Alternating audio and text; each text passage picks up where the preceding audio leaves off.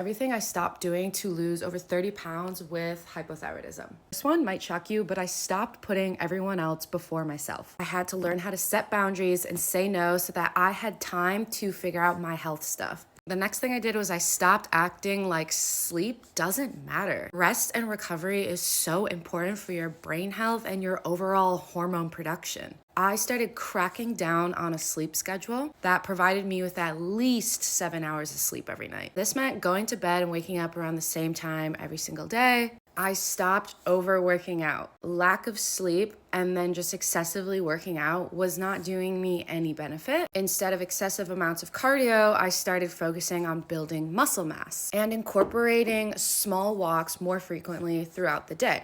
Contrary to a lot of other opinions, I actually stopped worrying about cutting out gluten and dairy. Instead, I focused on eating more nutrient-dense foods and whole food options. This means I stopped eating out at restaurants, started cooking the majority of my food at home. Instead of breads made from a batter, I started only purchasing sourdough bread and just became more mindful of how much gluten is in certain things or what types of processed foods have excess amounts of gluten. I also stopped stressing out so much. This is easier said than done, but if you practice stress resiliency, you will get better at managing your stress. First, you have to become aware of what stresses you out. Then you have to start asking yourself the hard questions. Why am I so stressed about this? What are ways that I can help myself feel better right now that don't send me into a full spiral? Is that just going out and exposing my eyes to light? Is that going for a walk to cool off? Like, what kind of coping mechanism, healthy coping mechanism,